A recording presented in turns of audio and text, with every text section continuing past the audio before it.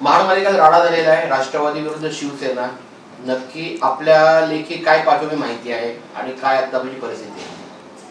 काल नगर परिषदेच्या माध्यमातून महत्त्वाचं असं मतदान पार पडत असताना त्या ठिकाणी बूथवरती येऊन खुद्द स्वतः विकास गोगावले त्यांच्या काही सहकाऱ्यांच्या सहित तिकडे उपस्थित राहत असताना त्या ठिकाणी आमचे असणारे सहकारी प्रदेशचे युवक उपाध्यक्ष सुशांत जाबरे याच्यावरती मारहाण करण्याच्या दृष्टिकोनातून ते तिथे उपस्थित राहिलेले होते. त्यांच्यासमवेत सुशांतबरोबर असणाऱ्या अन्य सहकाऱ्यांच्या बाबतीतसुद्धा ते अशाच पद्धतीनं काही करू पाहण्याच्या दृष्टीनं तिकडे उपस्थित होते.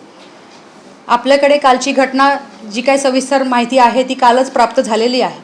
पण अशा परिस्थितीमध्ये कुठल्या तरी हेतूनच त्या ठिकाणी ते आलेले आहेत असं अतिशय जबाबदारीने मी त्या ठिकाणी उल्लेख करते आहे की ते त्या मानसिकतेनेच त्या ठिकाणी उपस्थित होते. म्हणजे कुठेतरी सगळ्यांमध्ये एक संभ्रम निर्माण करायचा आणि जणू काही या सगळ्या गोष्टींमध्ये आपल्यावरच काही अन्याय होतो हे भासवण्याचा प्रयत्न विकास गोगावले त्या ठिकाणी करत होते. म्हणजे चोराच्या उलट्या बोंबा हेच त्या ठिकाणी म्हटलं पाहिजे की ज्यांनी कायमच या गुन्हेगारीच्याच पार्श्वभूमीवरती महाडमध्ये अशा प्रकारचं दहशतीचं वातावरण ते करत आलेले आहेत.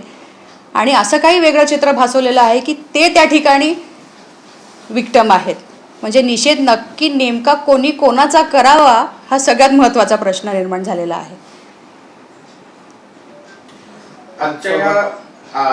गुन्हा जो दाखल झाला आहे त्याच्यामध्ये हनुमान जगताप असतील किंवा श्रेय जगताप असतील यांची नावं पण ऍड केलेली आहेत. याकडे तुम्ही कसं बघताय? बघा, आता ह्या सगळ्या भूमिकेकडे बघत असताना वास्तविकदृष्ट्या तिथे ती व्यक्ती तिथे हजरसुद्धा नव्हती आणि अशा प्रकारचं चुकीचं त्यांनी गुन्हे दाखल करण्याच्या मानसिकतेमध्ये त्यांच्या म्हणजे ह्या लोकांवर सुद्धा गुन्हा दाखल केलेला आहे. मला असं वाटतं पोलीस प्रशासनाकडे सर्व प्रकारचे CCTV फुटेजेसपासून सगळ्या ज्या काही आवश्यक गोष्टी आहेत त्या आम्ही उपलब्ध करून दिलेल्या आहेत, त्यांच्याकडे आहेत.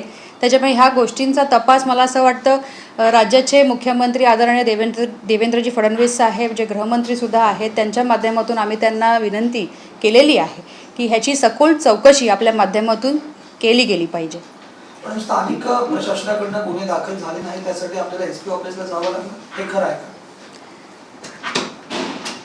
नाही, असं काही नाही आहे. आम्ही गुन्हे दाखल झालेले आहेत ना. गुन्हे दाखल होण्यासाठी प्रयत्न करावा लागला, थेट दाखल झाले नाही असं खरं आहे? हो, सुरुवातीला ज्या वेळेला आम्ही गेलो त्यावेळेला त्यांच्याकडनं गुन्हे दाखल करण्यात आलेले नव्हते आणि मला असं स्पष्ट म्हणायचं आहे की कुठल्याही प्रकारचा त्यांच्यावरती दबाव होता का, स्थानिक नेतृत्वाचा त्या ठिकाणी विद्यमान आमदारांचा त्याच्यावरती दबाव होता का, हा सगळ्यात मोठा प्रश्न निर्माण झालेला आहे. त्याच्यामुळे या अशा चुकीच्या पद्धतीनं पोलीस प्रशासनसुद्धा स्थानिक वागणार असेल तर त्या बाबतीतसुद्धा मला असं वाटतं आदरणीय मुख्यमंत्र्यांकडनं त्याचीसुद्धा सखोल चौकशी झाली पाहिजे. सुरुवातीला ज्या वेळेला आम्ही त्या ठिकाणी गेलो त्यावेळेला त्यांनी कुठल्याही प्रकारचा गुन्हा दाखल करून घेणार नाही अशी भूमिका स्थानिक पोलीस प्रशासनाची निश्चितपणे त्यावेळेला होती. कोणत्या पोलीस स्टेशनची भूमिका आपल्याकडे आली होती? कोणत्या पोलीस स्टेशनला प्रवेश दिला होता? कसं काय आपण म्हणजे संबंधित माणसं आपण इथे गेलो, शहरला गेलेलो. हे त्याच्यात घेत आहे का? नाही, हे कशाला घ्यायला पाहिजे? पण हे अच्छा लाईव्हमध्ये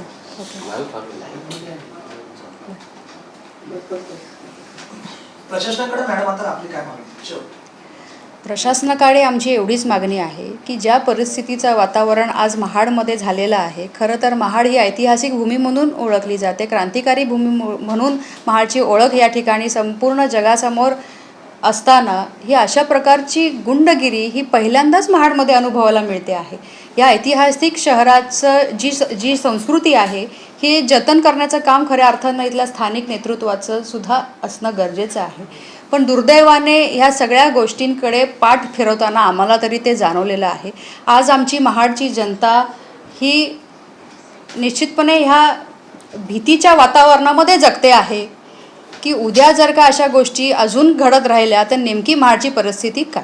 त्यामुळे मला प्रशासनाकडनं इतक्याच अपेक्षा आहेत की त्यांनी ह्या बाबतीतली सखोल चौकशी करत नेमकी ह्या सगळ्या गोष्टींना पाठिंबा कोण देत आहे ह्या बाबतीतला निर्णय ह्या आदरणीय मुख्यमंत्र्यांनी त्या ठिकाणी घ्यावा. जी काल घटना घडली त्या घटनेचे पडसाद काही मतदानावरती झालेत का, असं काय आपलं काय? नाही, ते आम्ही काही होऊन दिलेले नाही आहेत. विशेषतः नागरिकांना मी त्या ठिकाणी स्वतः जाऊन आवाहन केलेलं आहे की या सगळ्या गोष्टींमध्ये आपण कुठल्याही परिस्थितीमध्ये मतदानावरती त्याचा परिणाम होऊन देऊ नका.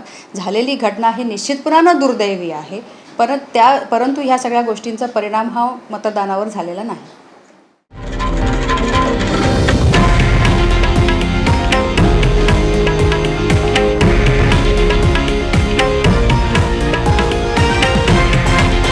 हे आहे देशातील नंबर 1 न्यूज नेटवर्क आणि आपण पाहत आहात TV9 मराठी, एकमेव.